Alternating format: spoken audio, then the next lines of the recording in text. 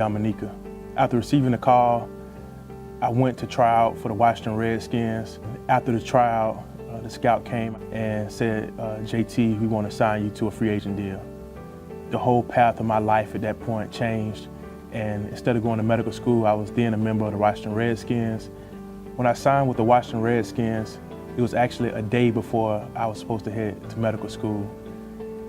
My mother was kind of uneasy about the situation because her mind was geared on medical school. And so her response to me was not that really she was excited, but that I need to call the person at South Alabama for them to give me the decision on whether I could actually defer or not. I think my football background will help me in medical school in a plethora of ways. I mean, first, just a competitive mindset that I'm not competing against anyone else in the classroom. I'm competing against my yesterday's self. And that's kind of one of the things I learned at the Eagles is that greatness is not me competing against some fictitious character or even maybe real character in my mind. Greatness is that I become better every single day. Other things that from football that will help me with medical school is just the ability to persevere, to not get too far down or too far up. And then to remember it's a team effort. And so I'm not just trying to survive and pass and excel. I also want to see the success of my other classmates. Why did I choose South Alabama College of Medicine to obtain my medical degree? And it's really simple. I chose South because South chose me. And when you look at it, you would be like, you know what, so if anybody chose you, then you would have went there. No, it was the interactions that I had here at South Alabama. Just when I came for my interview. Even before then, I talked to Mr. Scott in admissions, and this guy was helping me and did not even know me. And the way even the administration here, Dr. Ledoux, she approaches me, she was just so excited to see me as if I was this student that she had long been awaiting to come to medical school. And so it just brings passion to my heart. It makes me want to be here. I already call South Alabama home and Mobile home because the people I've encountered, the way they treat me, and I'm just not another person. They really want to know me. They really want my success. Dr. Almetti, you know, he met up with me to give me a game plan for success here at medical school, and that's powerful because that reminds me of a coach. So I don't look at my professors as teachers. I look at them as coaches because teachers are usually just concerned with delivering information and it's on you to succeed or not. Coaches, in their mindset is that I'm going to deliver you information, I'm going to teach you and show you how to do it, and then my success is based upon your success. And I feel like that's how the professors and instructors here are at South Alabama.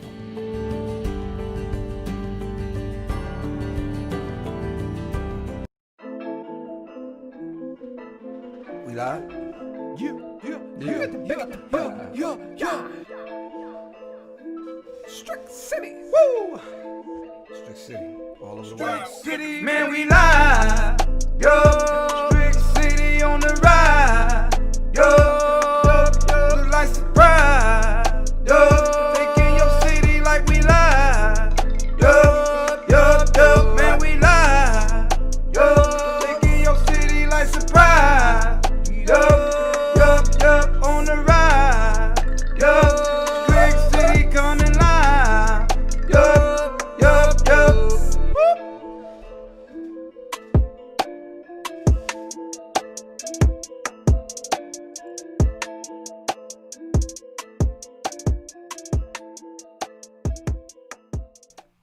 Man, I'm so excited about the show tonight.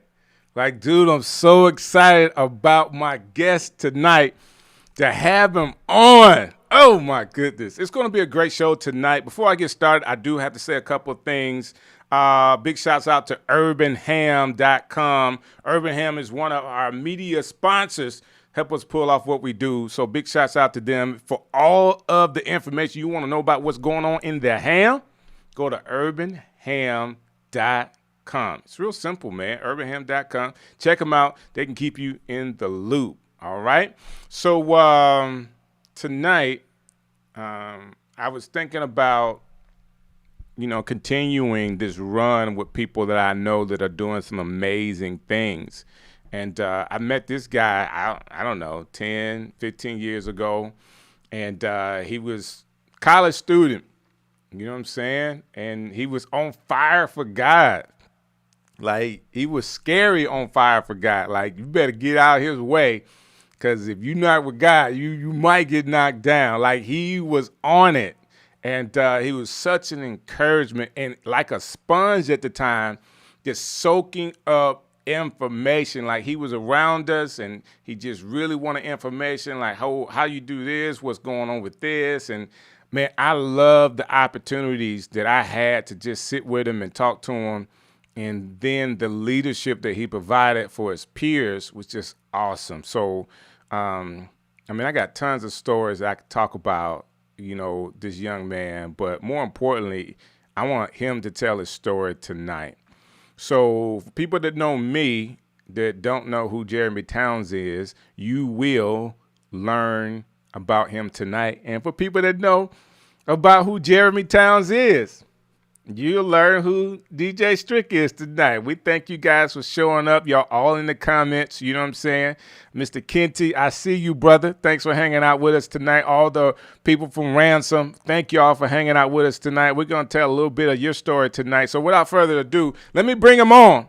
None other than Jeremy Towns. How you doing, sir? You on with me, brother? Can you hear me? JT, you got me? You frozen over there? Can you hear me? I love it, technology. Let me see if I can get him going one time. He went out on me. And see if I can get him to come back. While he's doing that, again, one time for Ransom and you guys being a part of what we're doing. There you go. Let me get him to get back on. All right. There we go. Strick. Hey, brother, you got me? I got you, bro. That's what's up, man. That's what's up. There we are. There we go. Let me get these things right.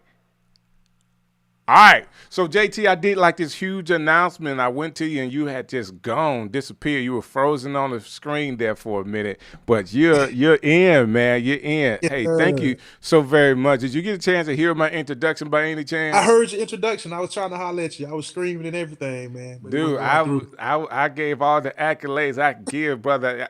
Listen, how long ago was it? You were still at Sanford. I mean, 10, 12 years ago? How long has it been since we met? I think I met you with Pastor Harris, man. Yeah, big shouts out to Pastor Harris. Yeah, we did that block party, man. And that was the first time I seen, hip hop and faith together. And I had just got saved. So I was like, wow. So everything was new to me. I started talking about the theme park life. Then I ran into you and I'm like, oh, we can do concerts with this stuff. All right. So yeah. So like literally when you say just got saved, like within that year? Man, I think it had to be within that year, man, because I had been saved long. I didn't get saved till I got to college. So I think it was early on in my college, you know what I'm saying, journey that I met you. So it had to be within the year. So let me get this straight. You're actually from Birmingham, born and raised, right? You went to Winona High School. So Winona all day. I mean, people may not understand. Okay, we're in Birmingham. Of course, you had to go to a particular high school, but the story continues because you stayed a homeboy where a lot of people, a lot of your peers had a chance to go off and play football in different states and different cities. But can you tell the story about how you got to Sanford? I got to Sanford. It was unique, man. I was just a basketball player at first. I played football, my freshman year. I was at a different school. And I always loved the game of football because it's just the nature of it, the physicality of the game.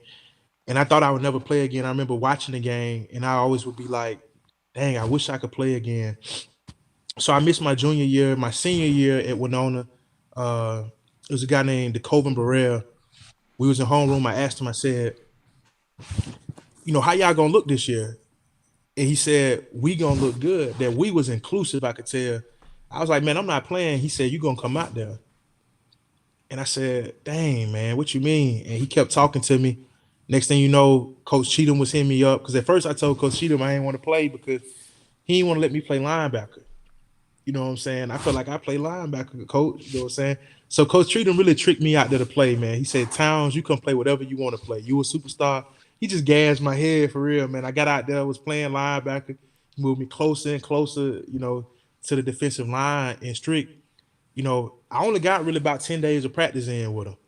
And there it was, man. 10 days. And you started like the game. 10 days and there's a game. Yeah. 10 days and it was a game. It was like 2 weeks, man. You don't get but so many practices in those 2 weeks.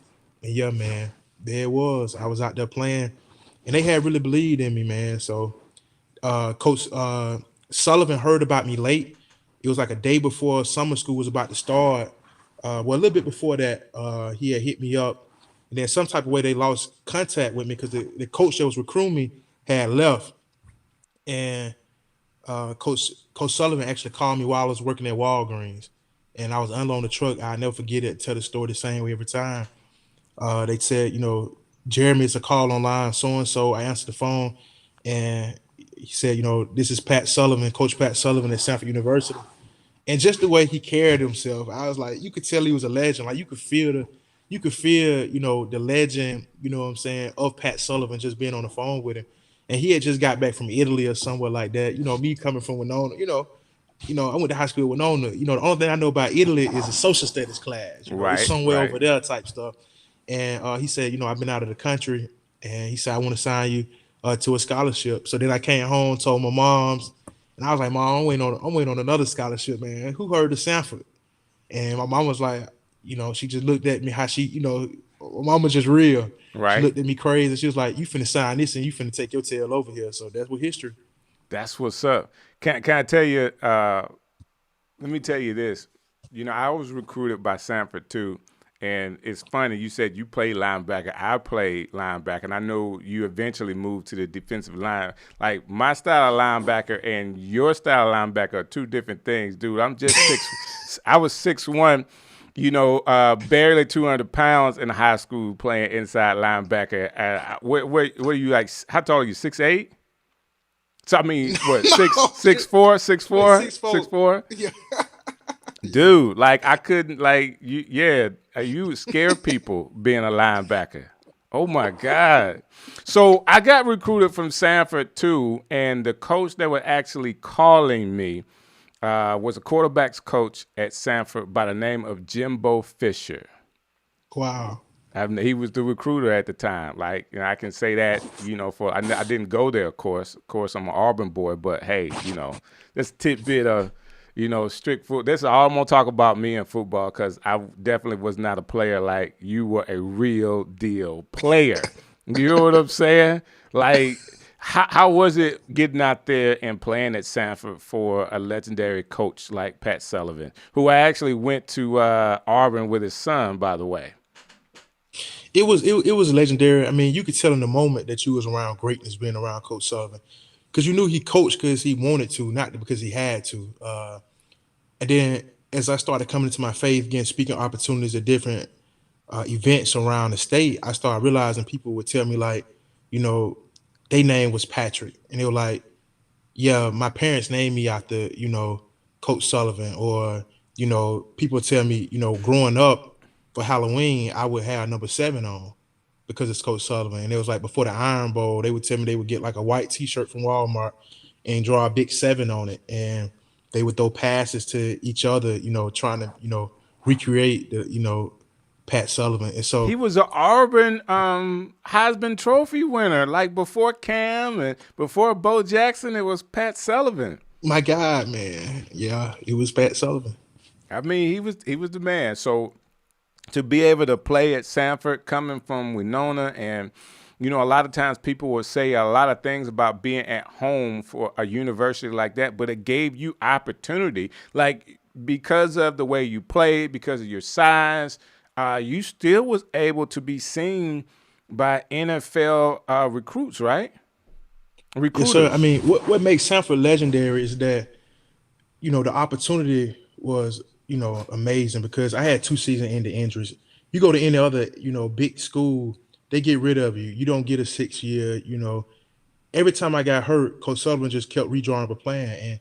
And, he always had a way with words. He was like, JT, I want you to come back because you're gonna be the minister of defense. He would just throw some stuff Wow. together. But Wow. what I really like what Coach Sullivan told me is when I first got there, he was like, JT, coming from Winona, he was like, if you make the most of this opportunity, and he said, you could have an impact like no other. And so he gave me like a trajectory, like, if he couldn't make me grab the opportunity, but if I would choose to grab the opportunity, and so now I can't lie, Coach Sullivan used to be on me, man. I feel like some days he'll walk in, he'd just be on me just cause I'm like, Coach, you on me today because I showed up. You know what I'm saying? Like, Right. coaches just be on me. But I appreciate that now. I couldn't really see it then.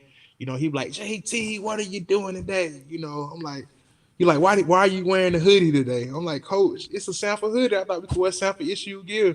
He's like, you just want to be different than the team. So I had to take off my hoodie. I'm like, whatever you want, Coach. But yeah, I appreciate it. That's what's up, man. So I meet you. You're a college student. You got some of the guys traveling with you to events, going to church with you. You're starting to mentor some of these guys, and there's an opportunity for y'all to do something on campus, and you start a small group. Tell me how the group started. So it started, I got saved. It was just a football Bible study. I was going to it. And I mean, at first, I can't lie, Strick. I used to crack on it. I went because bro made me go. He would just always keep bothering me. His name is uh, Jamal Lett. He would keep asking me to go. The short guy played cornerback. And I was like, man, I don't fool God from where I'm from. You know what I'm saying? Ain't no God. And so, Wow. uh, and I even told him, man, I ain't seen no black people blessed. You know what I'm saying? What we walk around talking about God for? And so he wouldn't let me eat, man. And I had never had meals like that, Street. I mean, you go in the cafeteria stand for all you want to eat. You know what I'm saying? I had Right. three brothers. It wasn't no. I mean, mom's cook, but all you can eat, and then Right. nobody to Right. bother you about that junk. So I used to grow up, but he come all in my face telling me about God. I'm like, bro, what did you grow up at, man? Like, you don't supposed to talk to people like God about God like By that, God. man. Like, it's the 21st century, bro. Get back with that stuff. But he would keep bothering. I was like, man, if you will leave me alone, I'll go to your Bible study. Long story short, I went and I didn't go anymore. And he said, Jay, you told me if I would leave you alone, you would go to my Bible study. I was like, I went. And I didn't know there was an ongoing obligation. So I would just go do time in his Bible study. And I would be in there laughing, playing, joking. And I mean, he would say something, I'll make a funny noise. It'd take him like 10 minutes to get the Bible study back under control, but he never kicked me out, which was my goal. I was like, if I can create enough of distraction to get kicked out of Bible study, I never have to fool with this stuff again. And one day he was talking about Moses, and he referred to him as this cat. I said, bro, you can't talk about a Bible character and refer to him with the colloquial statement of this cat. I'm like, even I know that. But I just kept listening in, and then he painted a picture of Jesus that he could be my homeboy. That's all I could get from it. And from there, I was like, I fell in love with God, man. I was just like, if Jesus can be this good, why aren't we telling people about it? Like, why isn't the mass movement to tell people about Jesus? And so I was just meet up with him. I'm like, man, we're going to do this and this. And he'll be like, oh, let's go with it. So we started inviting other guys to the Bible study.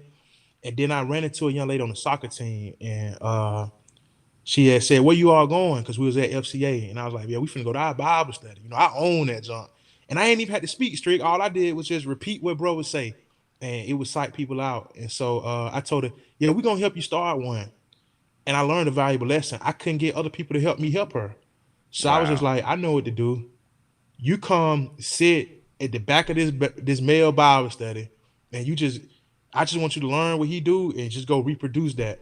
And then I said at the last Monday of the month, what we'll do is we'll meet separately all month. The last Monday of the month, we'll help you all recruit by having a co-ed meeting. And so Ransom was born by me going to talk to the campus life to try to get it recognized as an organization.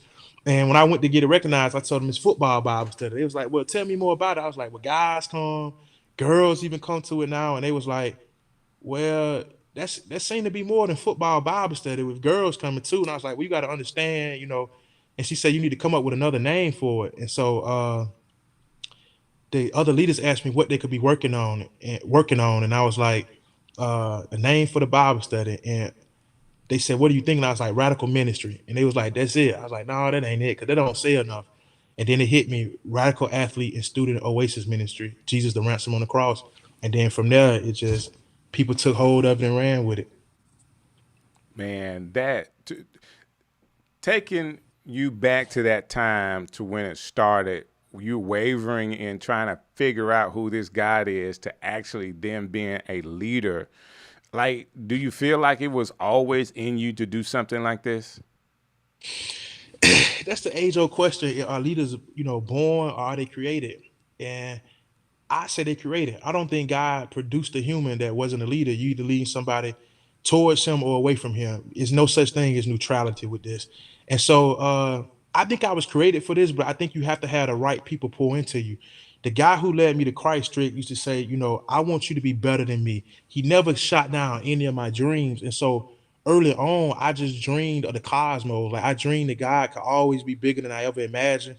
Uh, and I didn't hold on to what other people said God, who God was, because they never presented that version of God to me. They didn't ever present a God who loves and he forgives, and that he was a God who was relevant in the everyday life. So what used to psych me out was that, and still even today, I'm mesmerized by the fact that I don't have a religion that's compartmentalized, that I go to church on Sunday and then on Monday it's just like I go to work.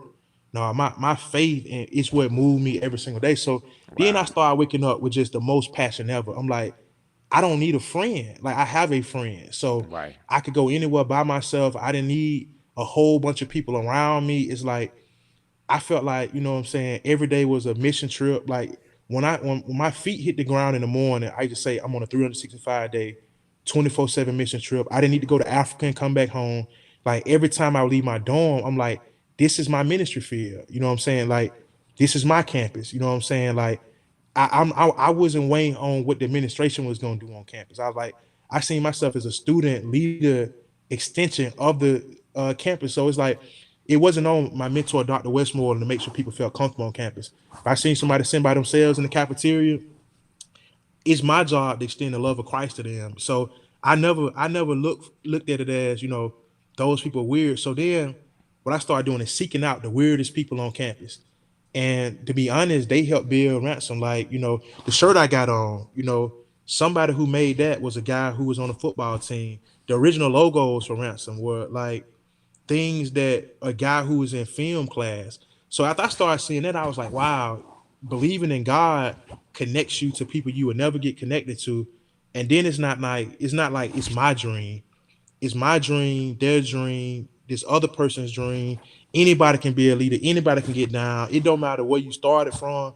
And the truth be told, I think it didn't matter what people believe. I didn't need people to believe in Christ to be a part of what we was doing. I was like, if you see enough of what we're doing and you stay around, the power of God gonna hit you. You can't help believe. So I never put it on me for people to believe. I put it on me to go tell people, and then from there, God would do the rest of it. And so my lifelong friends are people, white, black, Asian, Hispanic, you know what I'm saying? Like, I don't really get caught up into a lot of this other stuff. It's like anybody, I mean, I really believe in the race of Christ when it comes down, like Come on. his seed within the earth. That's You know what I'm right. saying? Like, but I do realize the stuff that's going on in the world. So I'm not ignorant to that. I ain't so spiritual that I'm ignorant to what's going on in the world. But yeah, man, like Ransom gave me an opportunity. And so I never looked at it as me being a leader for real. I looked at it as that, it took all these people to love on me enough that I could see the power of God. So let me tell you from my perspective, JT. So who am I? I'm talking to, and I called him JT because that's what we called him when I first met him. It wasn't Jeremy Towns, it was JT, right? So JT actually showed up like really on fire for God. Like you always had a couple of sayings. Like one of them was theme park life, right? Am I right? Did I say that right? Theme park life, Your theme park life, you know what I'm saying? You always be super crunk. So we known a high school student. I meet him at college as an athlete at Sanford, and he's leading kids in Ransom, and he would come to the radio station. Like sometimes you were just coming to be coming, right? It wasn't anything. You just was hanging out with us, right? You brought quarterback from UAB. I remember that. Yeah. Young cat, he was, just a quarterback. It wasn't even your school. It was another school, but he was a part of the movement, and he got a chance to see what we were doing. Like, it was really cool. So fast forward, we're at the Boutwell with hundreds of students from all over for ransom. You remember that day? Yeah, that was nuts. That was crazy, man. Did a I got wild this worship one. street. I got a picture of you with the microphone and me, like, doing this. Like, it was stupid, man. I loved it. I loved the energy of the night. I loved the passion of the night. I loved that it was students from every ethnic group that you could have. White, black students. Like, the common factor that night was a love and a passion for God. And the fact that you were leading a cause like that, a boy from Winona High School, was so amazing. Like, to me, that was enough. You started a movement. You know what I'm saying? And everybody that you ask, hey, can you help me do this? Can you help me do this? Guess what? I know I asked people to help to be a part of what you were doing, and every answer was always yes. Like, could you tell the story about how you were able to kind of pull off an event with hundreds of students coming to the Boutwell? Strick, I mean, it was the love of Christ. I think it's Philippians 1:6 says the love of Christ compels us. And I didn't know a lot of scripture. I've come to know the scriptures, but it was just the love of Christ. I was just moving off. I would have like an anxiety, like butterflies in my stomach, because I couldn't believe that people had not told me about this Jesus.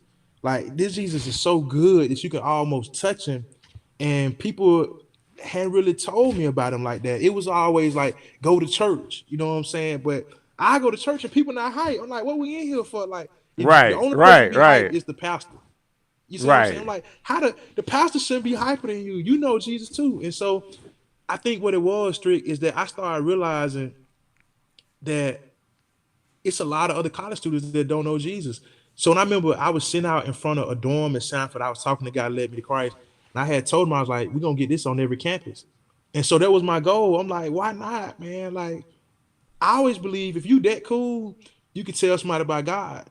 You know what I'm saying? It shouldn't be that hard if you cool now, because everybody think they cool. So when it came down, man, to be honest, I had met Cedric Sparks. You know what I'm saying? I would just walk up to people, just talking to them. Probably didn't have the best hat. I was just psyched out. You know what I'm saying? And if they give me 5 minutes, all I needed was 3. I'm like, let me just tell you what we got going on. And Cedric Sparks extended his office at the Division of Youth Services, and I just went around to all the campuses, and I would tell them, like, hey, come get down. And at that point, I only know how Sanford let us do what we was doing. People used to be coming from UAB, Miles. They would come from Chelsea State, people that dropped out of college, people, you know what I'm saying, all type of people, the misfits, the underworld. You know what I'm saying? They would get a chance to be a part of what we was doing at Sanford. And I would always ask people, do you have this on your campus?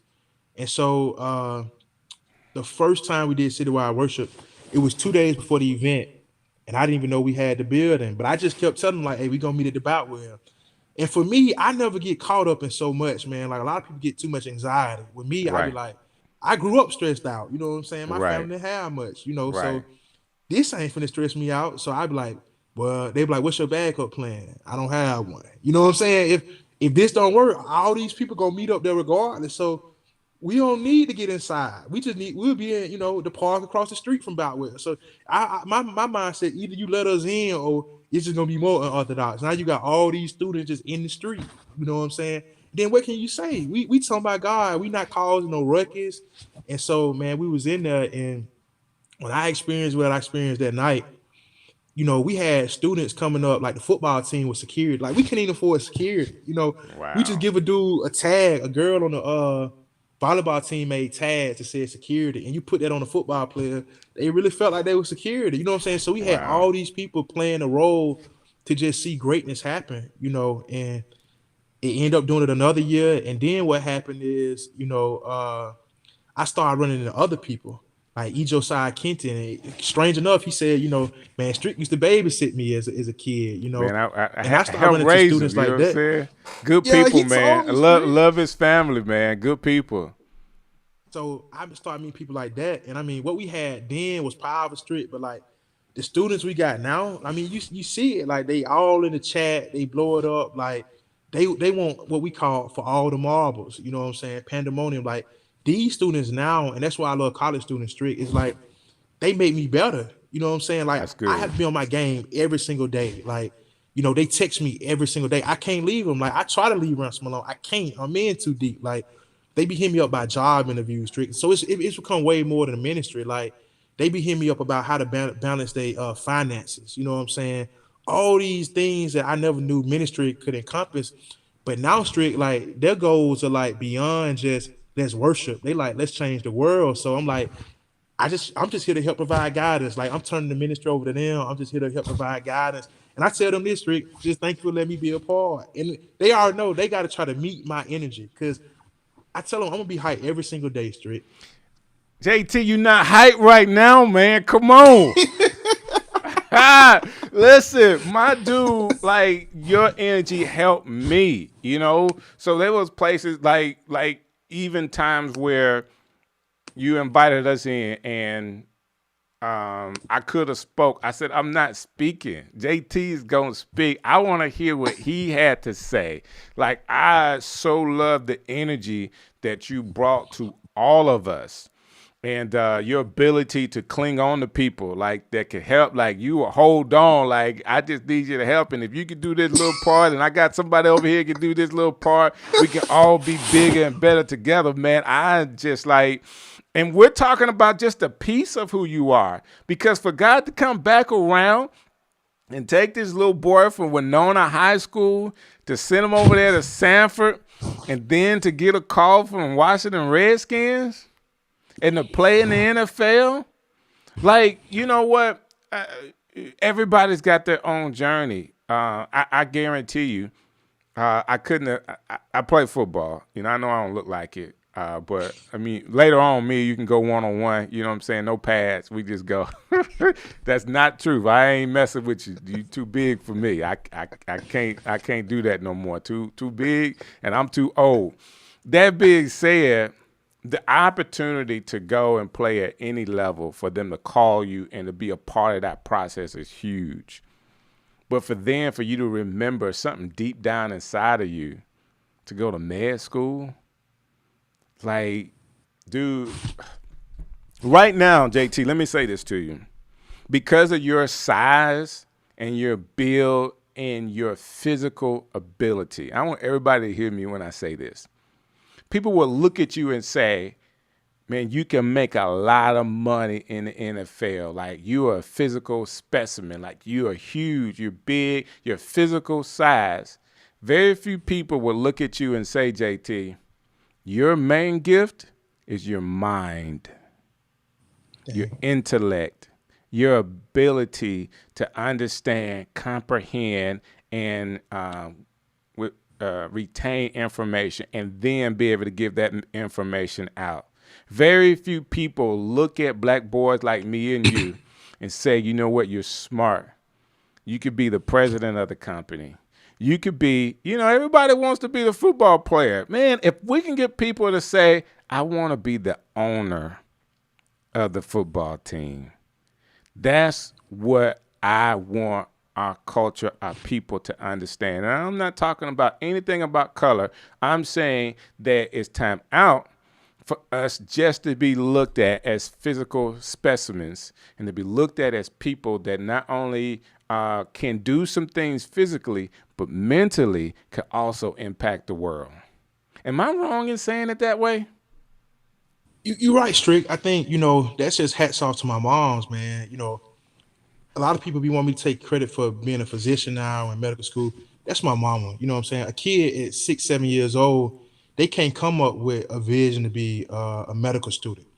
You see what I'm saying? So Right. that's Janice Towns, Janice Denise Towns. She different. You know what I'm saying? And she different, man. Like I haven't met anybody with the grit, that she has.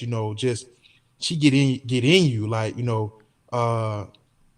my mama say stuff to you that no, she didn't even have to whoop you sometimes. What she say or whoop you, you think about, dang, she really said that to me. So you flunk a test, and my mom be like, how did you do that? I remember missing questions on like spelling tests, and my mama, she would just say, she would give you the concept. If you keep missing, she'd be like, how do you just keep missing that? Like, don't say it that way. So she'll tell you different strategies. She was like, if you go miss this word on the spelling test, don't miss it the way you always kept missing it while you were studying. And I was like, wow. So I just hope, you know, held on to a lot of her concepts, the way she would teach, man. And she never really knew it. It was just like I had asked her, when she gave me a outfit for what was it, Halloween, and it was a doctor's outfit. And I asked her, what does it take to become this? And she said, you got to be smarter than everybody around you. And I just gained this knack for learning. I remember I had a teacher, Miss Decker, first grade. I used to always get kicked out of class. I had an attitude. And I don't even know I'd be frustrated. It'd just be like, today wasn't my day. You know what I'm saying? So I just get mad. She'd go and sit me outside. But later on, my mama told me, she had did me a great service because she would always see me outside with a book. So I would read that book, and then my mom would tell the story that I would ask for another book. And she said, one day, she had caught me studying under the covers with a flashlight, reading the book because she would tell us to go to sleep. So I was like, I thought I was smarter than my mama. You know what I'm saying? I'm like, yeah. And she was like, cut the light out. I found a flashlight around the house, so I would stay up and read the book. But then one day she caught me, and she was like, dang, because she was wondering why I kind of wouldn't want to get up in the morning sometime. And she had caught me reading the book. She said, dang. And so she just had to, steward me, push me in the right direction. But I did that for my moms, man. Like, I would get into trouble. I would be running with the wrong crowd a little bit. But for me, I could only go so far because, I didn't want to let my moms down. Like, letting moms down is worse than, I wanted to be cool, Strick, but letting moms down, that was the most uncool thing. Then I had an older brother. So my older brother said, he went to play ball at Alabama. I would see brother running sprints in the backyard. Like, his mindset was different. So even though my pops left, I had a king in the house, which was my older brother, man. And so I saw greatness before me. So when people mention greatness, I don't look at Michael Jordan. I look at my oldest brother like that was greatness. And I look at my middle brother like he get his hands dirty. You know what I'm saying? Like, he'll fix anything. You know what I'm saying? So it's like I'm looking at dudes that was just different. So I'm like, man, I don't have an excuse. I gotta go do something. And so, that's how a lot of this stuff came to pass. So I can't take credit, Strick. I hear you. I hear you loud and clear, JT. But when you're talking about a 15-year process, when you're talking about medical exams, when you're talking about the school and the classes you got to go through to get to where you are now, like, that's some real motivation. And some of that motivation, JT, has to come from inside of you. True. You like some of that, like, you had to make a decision. Listen, I called you a couple of years ago. I said, hey, man, I need you. I would love for you to come up and speak at this event.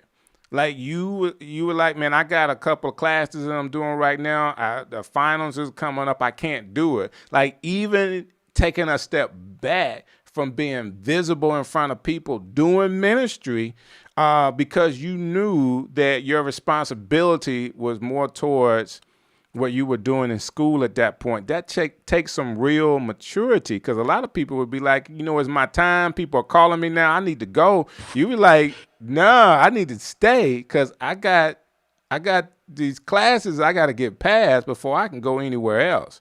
Like, some of that, JT, had to come from inside of you. Like, what was it like when you were really pushed to the limit when you talk about going through medical school in South Alabama?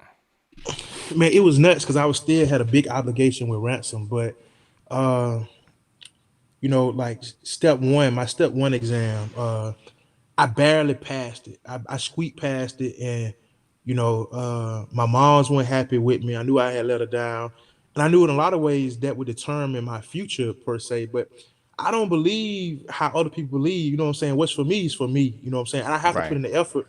But my pastor had hit me up, man, and I don't know where bro be coming from and stuff. He was like, can you give a shout out to him real quick?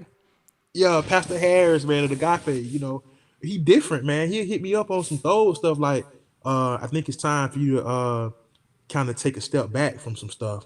He's like, I was just praying and God gave me that. I'm like, hold on, Pastor. But he just said so much stuff in my life like that I just listened to, bro. I'm like, I don't know what he's talking about, but bro, I know some stuff I don't be knowing sometimes. So I just take a step back.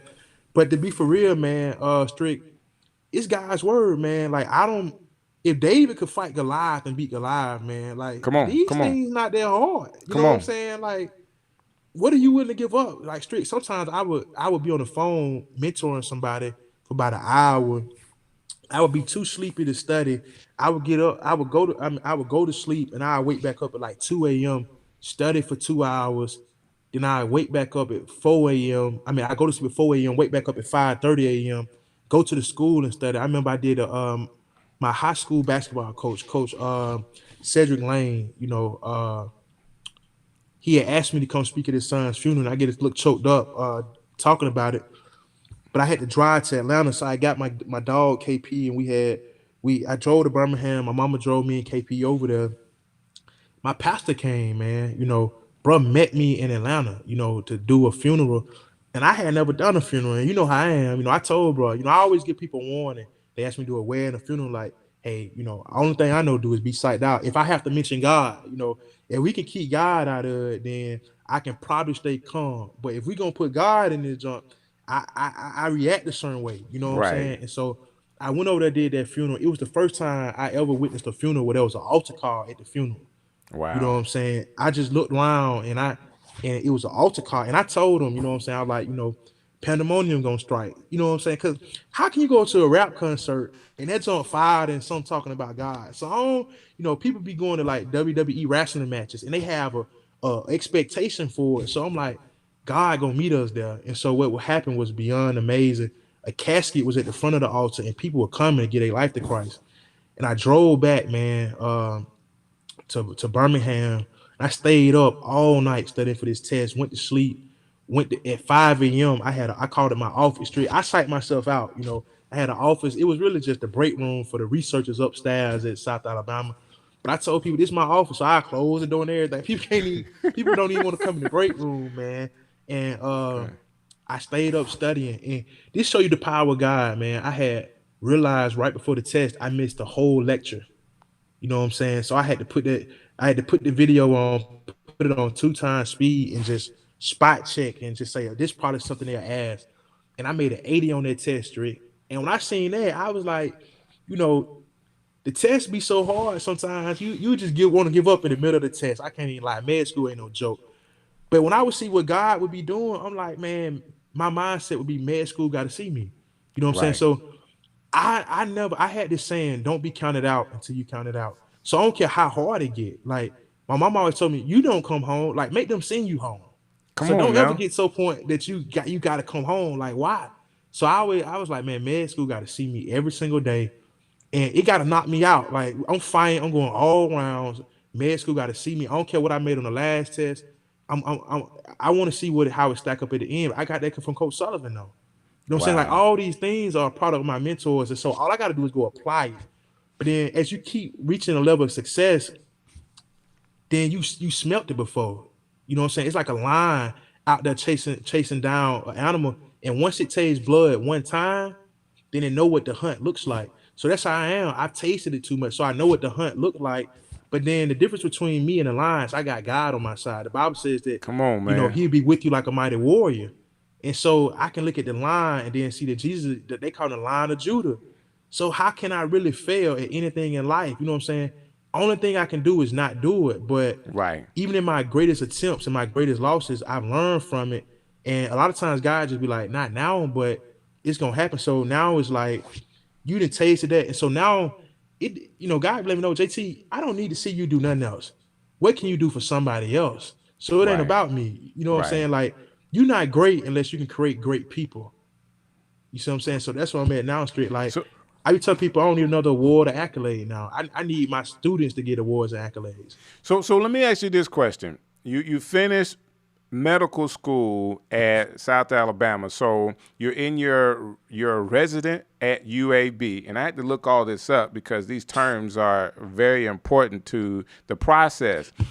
But I do have one question for you. While you're in residency at UAB, are you a doctor? Like, do you have the term Dr. Towns while you are doing your residency there? Yeah, they refer to me as Dr. Town, but I tell them JT, you know what I'm saying? Like, They'll No, be like, no, no. hey, Listen, Dr. listen, Towns. listen, JT, man. It's important. Like, I apologize for even addressing you as JT. You know what I'm saying? For the rest of the interview, it is now Dr. JT. When you work that hard, sir, when you work that hard, like, I don't know how young I was when, of course, like, we all have servant hearts, right? You want to be a doctor. Well, the first thing that I was told, well, if you want to be a doctor, you got to go to school for 15 years. Guess what that did to me? Well, I don't want Mama, to be I'm a on the doctor. thing, no, mama. you better show 'em. You Yeah, know my what I'm mama saying? thought. Better tell 'em. My mama just brought me this. Man. Wow, I better tell him, Dr. Towns. You know what I'm saying? That's what I'm Mama talking funny. about. Mama Towns coming through. Y'all better recognize. Y'all better recognize my baby is a doctor. Man, I'm weak, Strick, man. I just messed up. My baby is a doctor. That's what's up, man. Dude, I'm saying that, Dr. JT, because of the inspiration you could be for so many people. Like, I appreciate you taking out the time tonight, because I know, like, even in the midst of us putting this together, you have a schedule, a work schedule that's pretty tough being in residency at UAB. But for you to do this, I'm hoping not only people at Ransom, but all of the folks that watch what I do. There's a young doctor at UAB right now named Jeremy Towns that we need to celebrate, that we need to lift up, that we need to support, not because of him. He's already said it tonight. He represents a group of students now around the country that are on fire for God. So the resources that he is getting goes back to them. What am I saying? Last year, a year or so ago, there was buses that were available for kids from different schools around the country to come back to Birmingham to have an actual summer break. Was it spring break or summer break? It was a spring break trip. Spring break together so that they could be at a place where they could do some community service and so they could do some sharpening of one another. Like, this young man is not only doing those things while he was in medical school, but I know this is not the end. Tell me what's next for you in working with students. Yeah, Strick. Man, hats off to the physicians, man.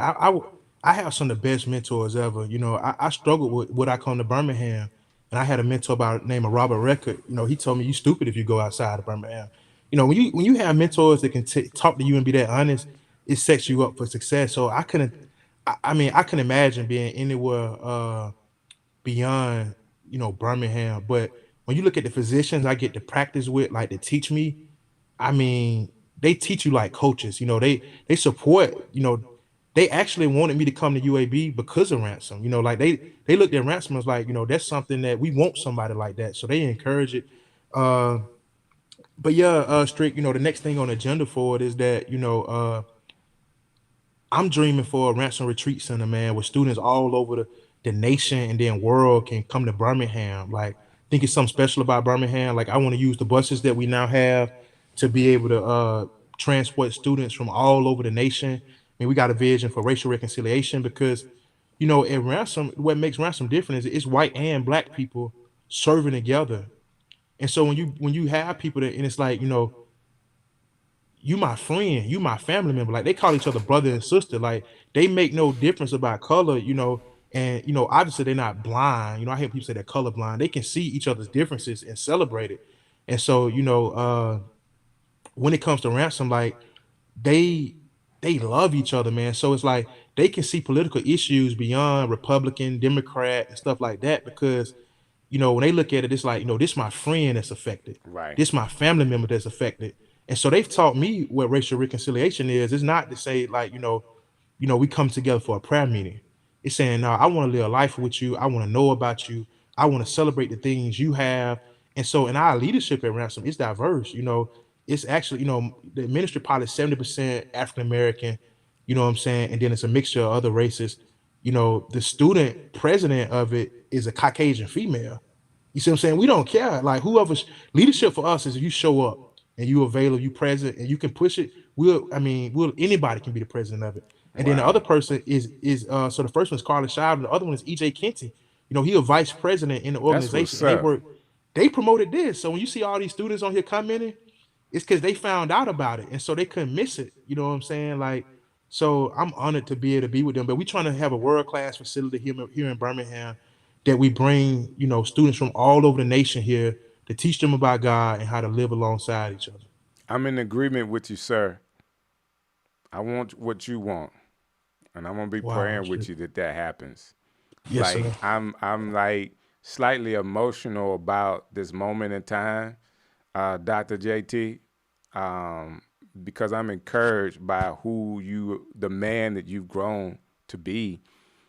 Like from that excited teenager about God that would just bust through doors, about God, to now the doctor that is implementing plans and has goals, not for just himself, but for other people. Um, if there were ever a reason for life, having purpose outside of yourself is it. And if you've made it to the point in your life where you still have some personal goals, some things like you got to get through residency to get, to have your own practice or whatever you want to do. But you're well on your way to that. And then to also have a mind to want to help these students, man, I'm just at awe. Whatever I can do to help, even if it's, promoting even more of this so other people can see it. I'm glad that our paths crossed when they did, so I had a chance to see it. I'm glad that you were with a man like Pastor Eric Harris that could help be a mentor to you and a pastor to you. All the guys that were around, I'm glad that EJ Kenty, you know what I'm saying, is in the family, because he has leadership skills as well that's going to lead a whole nother group of people on. I'm excited about that. A lot of times, to be honest with you, JT, I use this platform to talk about a lot of stuff, but I love the fact that the foundation is always God. And more than that, tonight having the opportunity to celebrate you, but expose people to an excitement about God that few people really get a chance to see. Because we in America right now, because of the election season, we talk about so many things that divide. But the one thing that brings us together is the love that we should all share for one another through Christ. And to love God through his son, and then to love people, man, is our goal. And the excitement you have to share that with your students, man, I'm just at awe at it. And I'm going back to what I said in the beginning. We're talking about a boy from Winona. You know what I'm saying? And I'm not taking it lightly. I'm saying that because other people would take it lightly. Other people, you just from Winona, what high school did you go to? You didn't go to this high school. You didn't go to that. You know what? Everybody that is from any high school or anywhere, I'm telling you, if you look at this gentleman that's on the screen with me tonight, Dr. Jeremy Towns, he's made it out of the city of Birmingham, where they say we don't have the resources, we don't have the tools to produce highly educated professionals. Here's one on the screen. Look through my comments. You're going to find others out of the city of Birmingham that are just like him.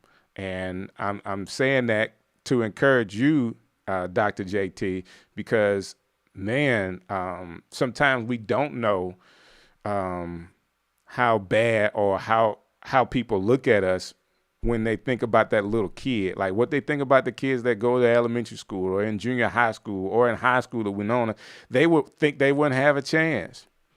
And what they need to see is more people like you. What we need to promote is more people like you, and not people saying that, hey, I helped make this guy. No, like he came from Winona and worked his tail off to get to where he is. Thank God he had a mama that was pushing him, but you still have to work your butt off to get where you are, and I'm excited about it. And the fact that God has a story still that he's writing about Dr. JT is incredible to me. So, man, I love you, dude. I love the God in you. Dude, I'm there with you. I said it already. Like, I want what you want. Like, if it's the ransom, what you call it? Ransom Retreat Center. Retreat center. Like, if that's it, that I'm on it with you. Like, where you want it to be. You know what I'm saying? Tell me where you want. I'm gonna be doing my part and helping in prayer, moving some things around to help all the people that you are connected to. And I say you're connected to all the students that are coming up behind because of your leadership. Anything you want to say to them to encourage them tonight, JT? The students, I just want them to know, to everybody that, so many people have played a role in my life. One of the students that have really impacted me lately is a guy named Caleb Malone. And I can go down the list thinking about John Cross, Ashley Cancer, KP. But, the thing I would say most is that start today. Don't worry about what your past looked like. Whatever your dream is, start today and make sure you put the effort into it. But don't be afraid to include God in whatever your dream is, because if you include him, anything is possible. And with that being said, is like, make sure your dream is about more than just you. So that's the reason I can't fail, Strick. That's the reason I wake up with so much excitement, because my dream is bigger than me. I've been to the NFL. I've seen people, with Bentleys, with G-Wagons and all of that. I've seen no one with more excitement than me. And so with that being said, it's like, I want to extend any resources I come across to help build a kingdom, because when it come down to it, you can't take this stuff with you. All of us have a set date. The average human lifespan is about 7 to 8 years. And so you want to live your life in such a way that when it's time for you to leave this place, you don't have to be begging to stay. You realize that your body is tired and you need to move on to something else. Let's go, Dr. JT. Let's go. You know what I'm saying? Dude, I love you. Man, I want to say this, and you're going to hear this from a lot of guys that like are my age, like that are old. It's just the beginning, dude. It's just the beginning. You'll be like, man, I done lived a couple of lifetimes. You can say, I remember going to college and medical school. I'm a doctor, and, we still pushing ransom. And when you have a retreat center, all the work that you're going to put into that, like, it's going to happen. You know what I'm saying? It's going to happen. So whatever I can do to help, dude, I'm here for you. Thank you so very much for the time. Big shouts out to Mom, Mama Towns, everybody at Ransom for hanging out with us tonight. JT, man, you are a true inspiration, and I missed it, so let me say it the right way. Dr. Jeremy Towns, you are a true inspiration, sir. God bless you, man. Hold what you got. Let me wrap it up really quick. So I want to say things. I want to say it like the right way. And I will be honest with you, it's kind of hard to put all the words together about having an opportunity to celebrate Dr. Jeremy Towns, because there's a lot of Jeremy Towns out there that we need to be putting in front of everybody. Not that he doesn't deserve his flowers, he really does. But we've had so many negative depictions about each other that we need to see some good, and he is the good. He's a man of God that's leading other people, and not just lead them, he'd lead them with boldness and strength as a warrior for Christ, and I'm so excited about that. So if you watch this tonight, I need your help. I need you to share this with people that you know that need to hear more about Christ. Share this with folks that may be like on the edge. They may really be struggling with the lifestyle and they need some encouragement. Let them see a story about a young guy from Birmingham, Alabama, went to Winona High School, was recruited to play at Sanford University, was then had an opportunity to play in the NFL, came out of the NFL, went to medical school at South Alabama in Mobile, and is now as a resident doctor at UAB. I'm so excited about the opportunity when our kids, no matter how old they are, say, I want to be a lawyer, I want to be a doctor, I want to be the president. They have an opportunity to do it. He's a shining example of that. Like, man, I'm getting like this much emotional about my dude and what we had tonight. Again, share it. We got some more inspirational people coming next week. So next Tuesday, 8 o'clock, next Thursday, 8 o'clock, Strick City Live, and we're doing it. And I pray that you guys go to my pages, you know what I'm saying, subscribe to my YouTube channel. Again, share this tonight, and I appreciate your time hanging out with us. It's truly been a blessing being with you. God bless you. Same.